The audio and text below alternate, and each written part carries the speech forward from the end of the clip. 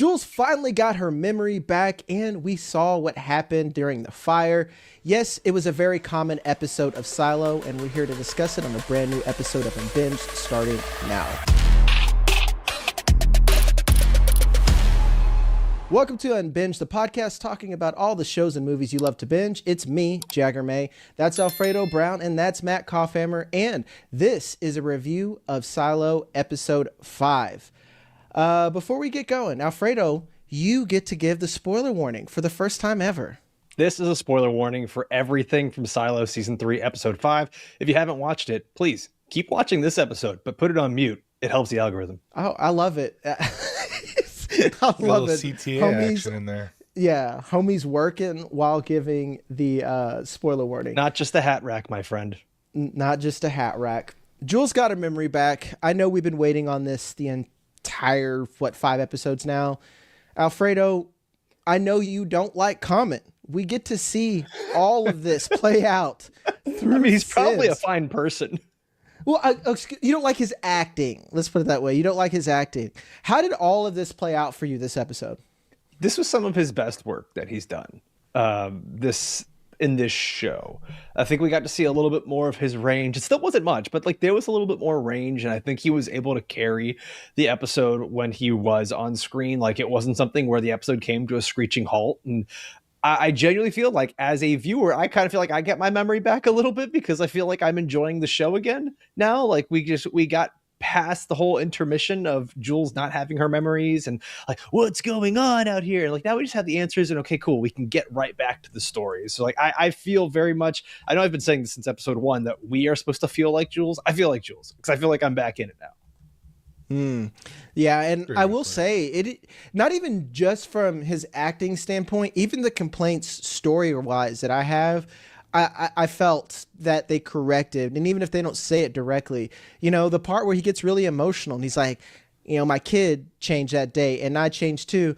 You really felt that he's like, man, what I do to people every day is fucking awful. I think that was the first time when Jules came in and someone scared him, he understood what he does to other people. He understood who he actually is to other people, because when you're just working in your bubble, you think everything that you do is justified.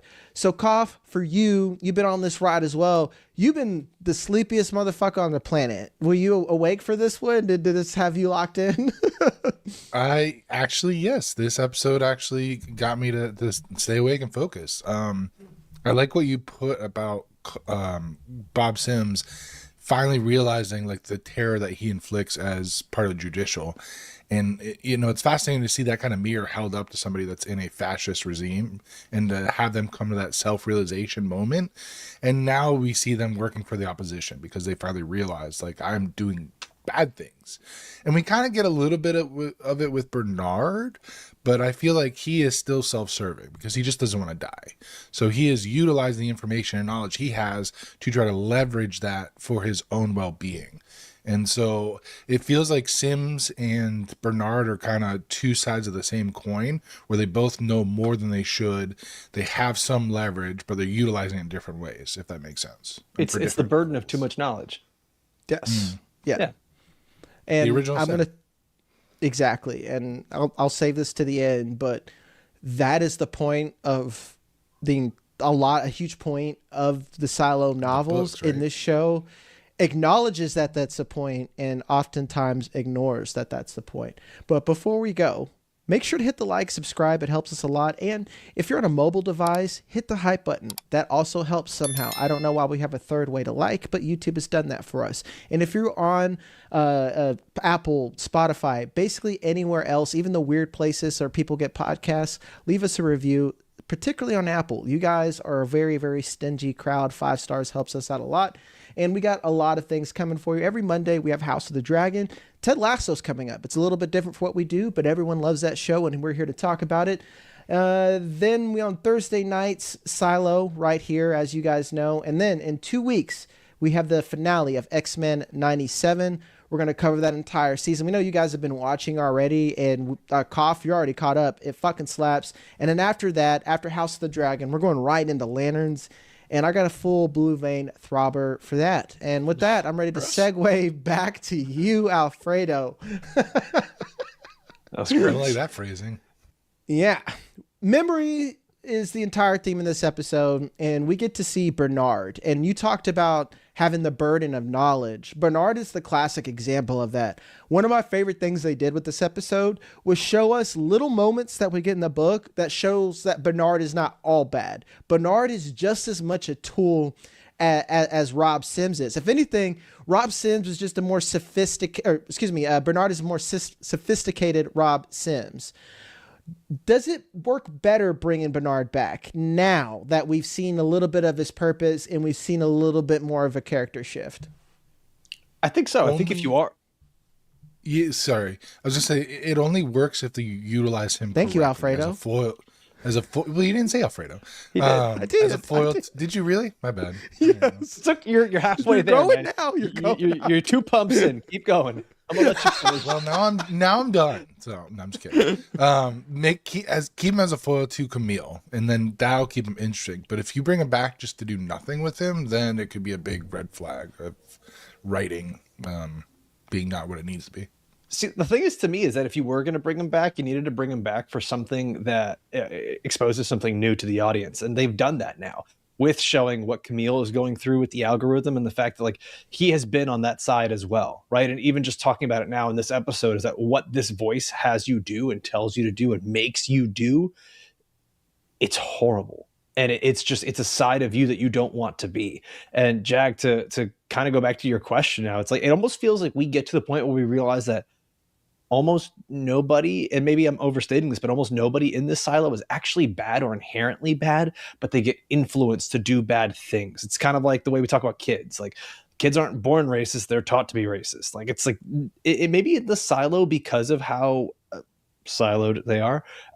There's probably not as many evil people or inherently bad people, but when you get the algorithm and you get something that is trying to just jostle for power and keep the hierarchy the way it is, that's where that evil starts to come in. And I think that's, if you're going to bring back, oh my gosh, what's our guy's name? I just forgot his name. Bernard. Thank you. I almost called him Rob. Bernard, I think it needs to be for a good reason. And right now, to go with what you're saying, Koff, yeah, I think it's a mix of both of these things. You get an insight to the algorithm in Camille, but you also get someone who can be an opposing force to her. I know. I go back to think about how things are made. You know, we cover TV and movies, so I understand why things get made the way they are from a money production standpoint. And I think season 2 was such kind of like I don't want to call it a misstep. I guess it was a misstep that they're trying to correct things already, you know, because that moment with Bernard would have made so much sense as it did like in the context of like the book where everything's going to shit. Bernard loses it. And Bernard's just like, I'm just trying to keep everyone fucking alive. Like I'm doing what I'm told, they'll fucking kill us all. Cause that's essentially where he's at. And I don't know why they do the whole, well, only 3 people have been down here and seen this room within like the life of the silo. That's going to be a mystery for me. But I felt like if Bernard was going to be head of IT, he would know about that failsafe. And that would be the incentive for him to do so many bad things. It doesn't make sense. Well, a voice in the sky told me to. I was like, okay, well, what can that nigga do? You know, just to tell him to go fuck himself. You know? So all it took was a voicemail for you to murder people. and that's what I think is most fascinating, because I think Bernard did know about the safeguard before Lucas Kyle, because Lucas Kyle comes to him and is like, hey, he did things like, oh yeah, you found Lucas Kyle told him, you know. Yeah. See, here's where I think we either I'm wrong or you're wrong, because I distinctly remember Lucas Kyle going to the room, getting the voice, blah blah blah blah, learns about the safeguard, goes back to Bernard, and then Bernard's like, oh yeah, he found out about the safeguard. Like he had never been to that room, but he knew about the plan. Because you're right. Otherwise, why would he do anything the voice tells him to do? Because when he's down, he's burned up, he's talking to Shirley and Knox. He's like, yeah, I did some horrible things, but I did it for the protection of the silo. Because he knew that if he did not follow those orders, the silo would have gotten wiped out. So he knew about the safeguard, and that's why he justifies all his evil actions. Did he specifically say he knew that everyone would get wiped out? Or did he do it because he thought it was in the best interest of the silo and he thought he was doing the right thing? What? At the end of the day, what's the difference between those two things? There's a massive difference, right? Like between if you're saying, okay, there's a big difference between like, we're just trying to stop rebellion because it's in the best interest of the silo versus, the silo's going to fucking murder all of us. There's a pretty stark contrast between those two things, right? And so like if he's sort of, I don't want to say blindly following orders, but following orders thinking he's doing the right thing versus I have to follow these orders because if not, the silo's going to murder us all. There's a little bit of a difference between his motivations. I think it's the second one, but I could be wrong. Maybe I am wrong. The ghosts on the other end of this show are screaming at us like, you guys don't fucking watch this episode. Comment down below. Let us know we do or don't watch. Let us know who's right. Actually, no, fuck you. I watched this episode and I read the book. It's their fault for us even having this conversation of why it's confusing. There we go. You know, like there you like, go. You put me, it back on them. Yeah, it's the showrunner's it's your fault, Apple. Yes. Okay. It's like, it's not our audience's fault. It's the showrunner's fault. Yeah. Because it's just like, it doesn't make a lot of sense as to why would the head of IT, who we know is the shadow ruler, not know this information, but like, okay, we're going to let your shadow know. I need answers as to why they're diverting from certain things. And honestly, that's a distraction from all the other things happening, like Sheriff Billings, which is also, I think, a distraction because he's got I feel like we have Sheriff Billings on this merry-go chase to keep something happening for Sheriff Billings. It's a B plot. It is, but why? Why? I was going to ask, man, can someone like explain, like, I get the importance of like, we need these light bulbs. But at the same time, I'm like, why are we stopping traffic in the middle of the episode to be like, hey, man, we don't have enough light bulbs? So that's what I'm interested in, is this secondary mystery, because we have the obviously we have the intrigue of like the silo is going to kill us because it can poison all of us with the pipe thing. So we have one timeline going there. Then we have the secondary timeline or time restraint where it's like, the silo is going to flood if we don't fix that thing, which Jules hasn't remembered yet either. And then the third time thing we have now is, we'll have 2 years worth of critical supply before we all die in the dark. So they're giving us all these different elements of like a time constraint storyline, but they're presenting it to us in these really varied and really non-linear ways. So it's really confusing as to what is exactly happening and what's the biggest threat at any single moment. And I always just think like a writer. I'm like, what can I eliminate to make my words be more concise and deliver my plot in a faster way? Your time constraint is that they'll fucking kill you if you don't get your shit together. That's your time constraint. The light bulbs, okay. How hard is it to make a light bulb? Like, you just need glass and then the filament, right? Thomas Edison did it in a cave with scraps. Exactly. I was expecting them to talk about like some sort of like critical system because they have like a computer chip they can't replicate. And then they're like, light bulbs. I'm like, the fuck? A light bulb is a really easy thing to make. I'm sorry. Koff, talk to me after show, because that again, that's a whole thing that's talked about. It's bizarre. But that's kind of what I wanted to hit on here is like, cool, we have a time constraint. I don't think we needed this plot, but I think they're driving us back to the big mystery that we haven't talked about is Silo 17.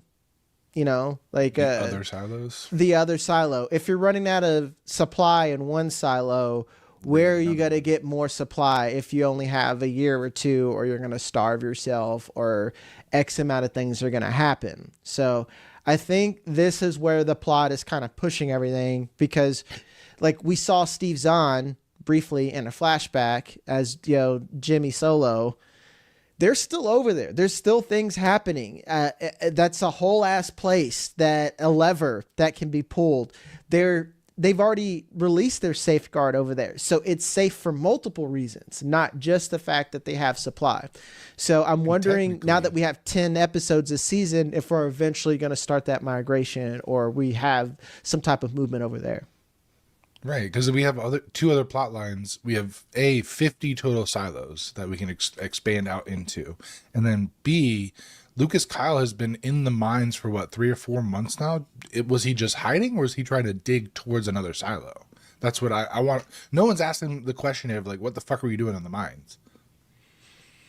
I would say he's just hiding, like that, and I would that would be an acceptable plot. Like the mines are widely known as like you're going to die within 5 years. Wasn't it inferred that he was digging horizontally out, right?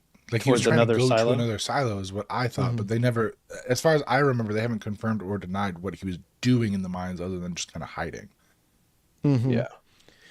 And I want to, now that we have some of these stray elements talked about, I want to bring it back together to our central character of this episode, which is Robert Sims, who's gone from shadow leader and fixer to now Batman, I guess, like the silo Batman, if you really think about it. And I talked about this, I don't know, to episode 1 or 2. I'm fascinated with Common. I'm fascinated with the fixer element. I think it's like one of my favorite tropes in writing ever, because I feel like that in my own life here. And I think they hit on it more than anything, where you had Bernard shit talk him and say, you're not a curious person. He's clearly being driven by curiosity now, because it's like, why would you keep Bernard alive at that point? I still think you should just torture Bernard and have him spill everything right away. But now we see him working against his wife, Camille, and how far is he willing to go against his wife? And do you think, and Alfred, I'll start with you. Do you think that he's actually in his head working against his wife, or do you think he's working against the thing that's controlling his wife? I think right now I would have to say he's inherently going against the thing that is controlling his wife. And it's more so because of the fact that his motivation is his son. It's not necessarily a me versus my wife or me versus the algorithm. It's me doing whatever it takes to keep my son alive and in his proper mental state. And I'm not a parent, but I can totally imagine what it's like being a parent. And like, obviously seeing that and what it's like, that's his sole motivation here. And I can get it too, like being on the other side. Like, I'm married, and if my wife can't tell me things anymore and we are no longer a team, that shit'll break down real quick in a relationship. Cause like everything is based on trust. And if that trust is gone there, I don't necessarily think he's working against her, but I don't think he's working with her anymore. He's just doing what he can for himself and his child. Especially with the whole vitamin D plus element here and the memory wipe action, because that's just, you got to think that's why they wouldn't make Robert Sims a shadow. And that Bernard kind of mentions that, is that Robert Sims is a soldier. And I think that's true a soldier, where he serves the silo for real and he feels okay. It's like, hey, I'll kill someone if I genuinely think that they're going to disturb the silo, you know?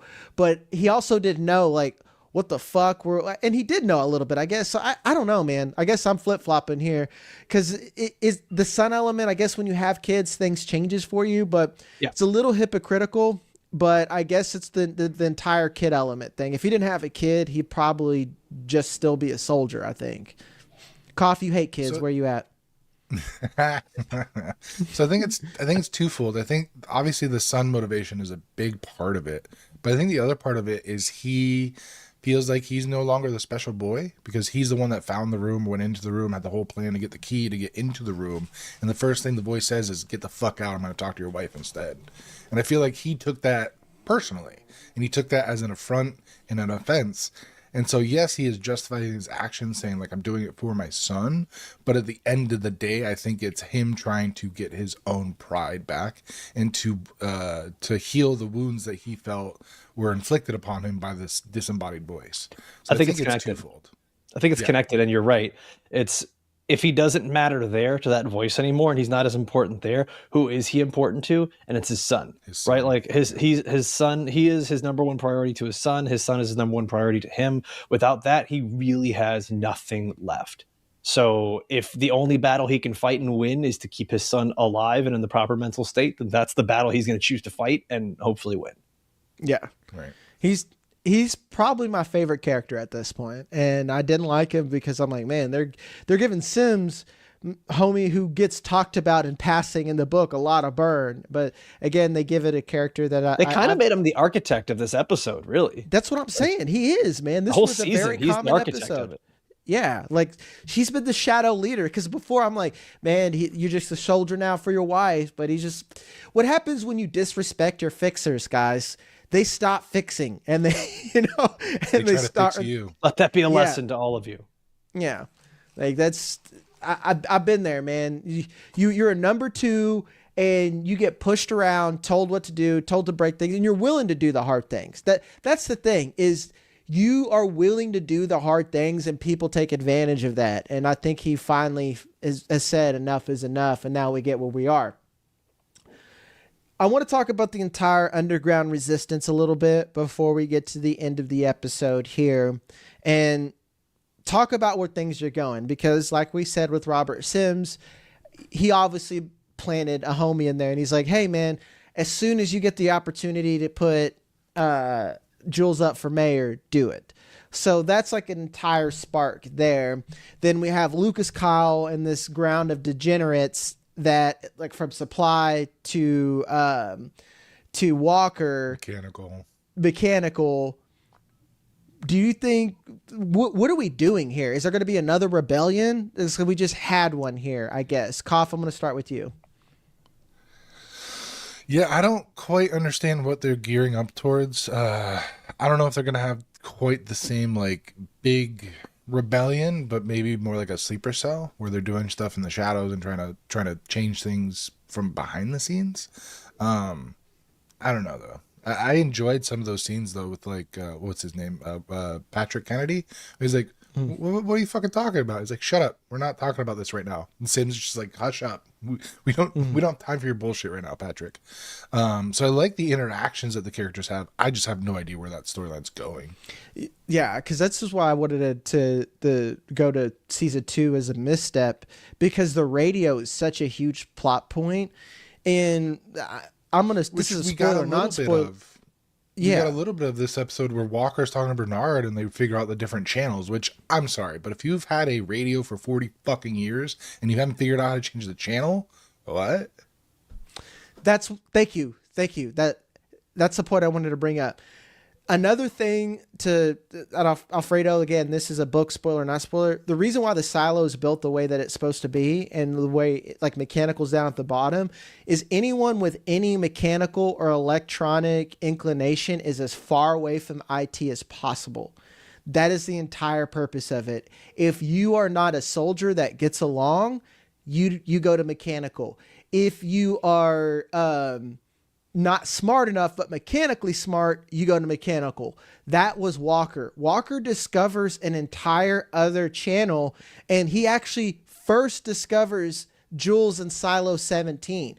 So, like, Jules has been, like, usually talking to both silos when she's on the other side. Like, that's why I'm so confused at what season 2 happened, because it was so far separated. And this brings me back to my point of how things are made, because it's like, okay, maybe Rebecca Ferguson was so goddamn busy with Dune too, that, like, they kind of threw that season out there. And they skipped a lot of stuff because it was just her and Steve Zahn. And they really never connected with the other silo. So it just kind of, yeah, it was like, is Walker the dumbest fucking mechanic who ever lived? Because you understand how frequencies work, but you don't realize there's other ones. It's just like a big question mark to me. I don't know. Anyway. Different channels, what? I was just like, come on. Yeah. Yeah. Well, I need him to kill someone, man. We got the Stranger Things thing, man. I always say this. You need to kill half those motherfuckers down there. Patrick Kennedy, kill him. I think you need to kill Billings. She's pointless at this point. Like, honestly. I love when you get antsy with something, you're like, motherfucker's got to die. Maybe we start killing some kids. Sacrifice the character. It's always a solution. You can't send them off. Like, this isn't a rom-com. You can't be like, whoa, I accepted He moved to London. I accepted a residency at a different hospital. I love that we're just like watching Skeleton Crew. Jag's like, I don't know, Neil got to go. Kill that little kid. It's like, dude, I just that's want what's best for the show. I just want what's best for the silo, Alfredo. I would kill somebody to do what's best for the silo, man. That's it. So who would you want? Who would be your number one character to get rid of at this point? Ooh, I like this. Bernard. I like this. He was already dead. So besides him, no. I think the one that would cause the most turmoil, Camille. because you got to find a new. Camille doesn't have a shadow. Who's the Camille doesn't algorithm have a talking to? shadow. Yeah. That would cause the most. Bernard just steps back in, like, I'm alive. I heard there's an opening on your left. Bernard comes out with a cane. I think Knox and Shirley, they are the most annoying, least helpful, most emotionally impactful for the character. Yeah. So it's just like, how do you make everyone happy as a viewer, and you make your character feel worse? Kill her two best friends. They drown searching for light bulbs. That's what I'm doing. Searching for light bulbs. Guys, this is how I write books in my head, 100%. Before we get out of here, we got to talk about the other elephant that's outside of the room. Daniel and Helen, everyone's least favorite couple. At the end, they're not a couple. It wasn't a date. You're right. It wasn't a date call for sure. They talk about some stuff, and the car does some stuff. It takes them away. Hey, hi. The fucking Waymo from hell. The Waymo from hell, man. Elon Musk. Dude, I just saw my first Waymos last week. Oh, I had really? never seen one. Like, Destroy not them. in person.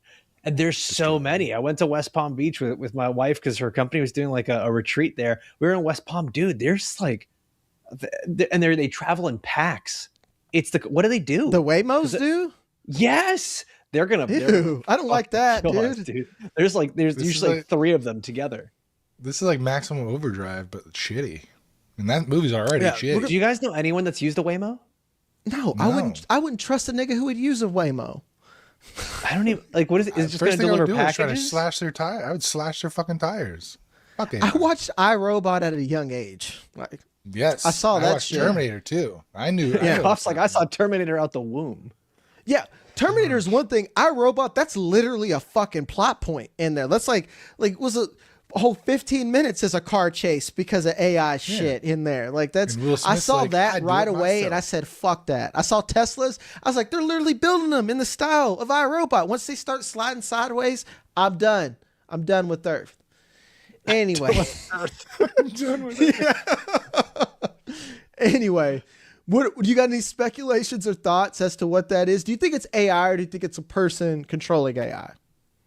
Or I mean, this has been something. It's something that can happen because of the way technology is going with the computers inside of cars now. That they are hackable, so it's possible this is somebody hacking in, controlling the vehicle. Maybe it's his friend from the NSA or the DOJ, whatever department he's with. Maybe getting him to go somewhere that he needs to meet him. I don't know. I'm still thinking it's going to be AI more than anything, because otherwise the person would have to be listening to them, know where they're going, know where they're at. It feels like they're gearing towards an AI storyline, AI going rogue, especially with the connection of the planes. Are we doing it too much? Like, I know this is an old story, but like it just kind of feels like that's become this feels like the 80s, you know, and like the Russians were the villain of every movie, and it's like now we're in the 2020s and AI is the villain, but then like we're going to hit the 2030s and AI is going to be writing these bitches. And it's like humans are just going to be the villains again. And we're just going to recycle all this. I feel like we're doing it constantly now. Yeah. You don't miss the early 2000s when every villain was Middle Eastern? Like Iron Man. No. I don't. You don't miss that? No. Sorry. I want to go back to Russia. It's like, why is Rocky fighting a Russian? Because America, motherfucker. You know, let's break. I'm not gonna lie. Wolverines. I kind of like the villains being robots. I'm cool with that. No, it's fine. Like, I'm cool with it. I just don't want it in everything, right? It's not even robots either. Like, that's almost at least fun because there's like a physical element to it. Like, now we're just getting whether it's Paradise or Silo or just like pretty much Mercy. Or Mercy, which is also Rebecca Ferguson. It's just like AI kind of feels like it is the MacGuffin for everything at this point, right? And I'm fatigued. Like, I'm fatigued at seeing bad AI because it's. Am I part of the problem? AI's not going anywhere. AI's not going anywhere. We also have AI in X-Men '97 with the Sentinels and Nimrod. So it's literally everywhere. That's a classic story. That I don't hate that. That's like, just saying. If it's already been done and they are just continuing a plot line that's been fucking 50 years in the making, I'm okay with that. But I'm just saying that, like, Silo, again, there was already a very good plot, guys. That's why it got a TV show. Someone read the books and they said, wow, that fucked. I want to pay someone to make this a TV show. And then someone read it. They're like, what if we do something else that everyone else is already doing? We got Rebecca Ferguson. I think that's the worst part, is that we just finished watching a show in Paradise that we were a little disappointed by in the season that was so hinging on the fact that we need to be scared of AI. And then now we're doing it again. At least with Paradise, they were brave enough, spoilers, brave enough to throw in a time travel storyline. Like, they were like, let's do something a little different. So at least there's that. Yeah, they're like, we could do dumber. I was going to say, I'm not going to applaud their bravery on that one. Yeah. We could go lower. Cobb's like, how could you be so brave and yet so stupid at the same time? It's literally like, it's like, well, you know, Paradise dove headfirst into a 4-foot pool, but they did a backflip first. We applaud their bravery. So I've done that before. Not recommended. That's my point, man. Sorry if you guys liked Paradise. We're still watching it. It's just clearly not as good. We don't dislike it. Just the second season was not nearly as good as the first season. Yeah. I feel like that's it actually was about the bunker for me. Yeah. Oh man.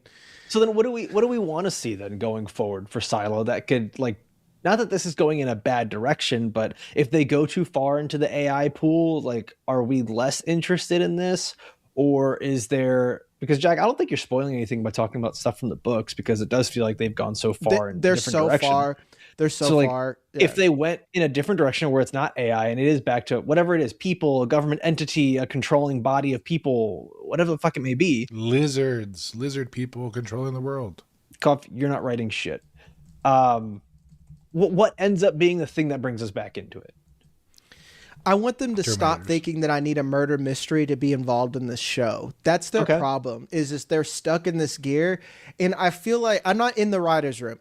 We're only halfway through this season. I'll give them credit, you know, and I'm judging it a little early, but I feel like they have this thought, well, how do we get people sucked back in? Because season 2 was slow because of other reasons. It's not making me care about more. Like, I'm tired of people like, oh, I found something. Here's this. Oh my God, what does it mean? We keep falling into this circle. There's a plot there. And we started to get that with the rebellion. There's a plot from the book that moves things forward without mystery. It goes quickly to, okay, who put us in here? Why are we in here? To, oh, fuck, they're going to kill us. And I need them to switch to that. Like, I need that to not be a mystery to trickle out for other people. It's not so much the mystery of who's doing what. I need them to turn this into a mystery of how do we get us the fuck out of here and not die.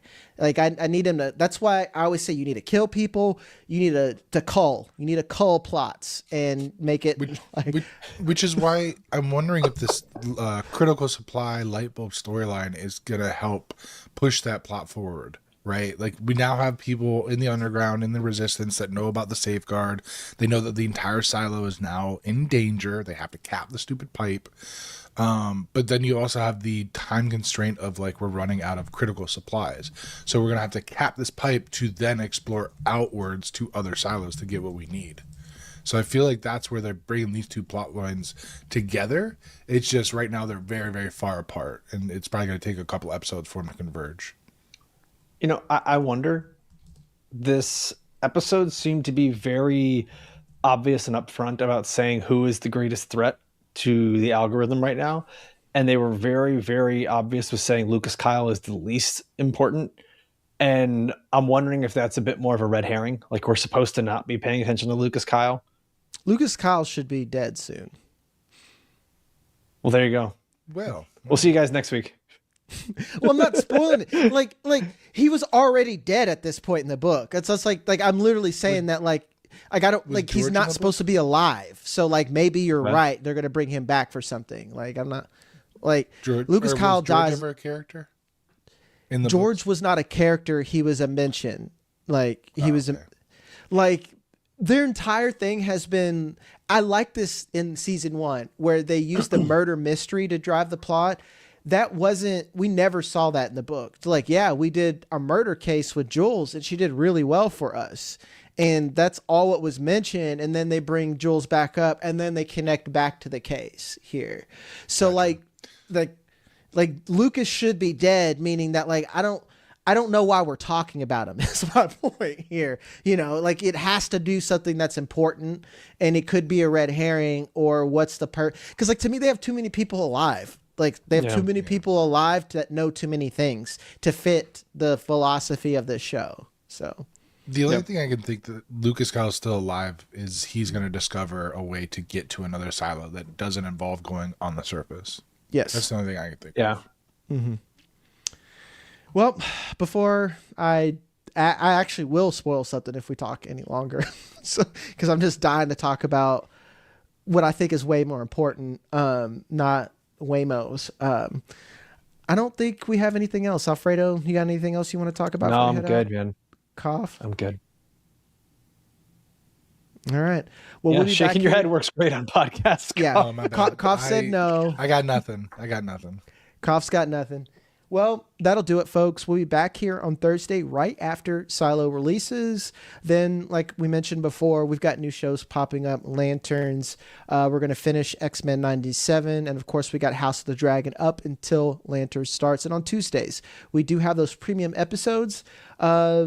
We didn't have one this week because we were traveling and doing, day job stuff, but those will be creeping back up as well. So make sure to join our premium subscribers. It's me, Jagger May. That's Alfredo Brown. And that's Matt Kaufhammer. And you just watched a Silo recap. Love you guys, and I'll see you next time.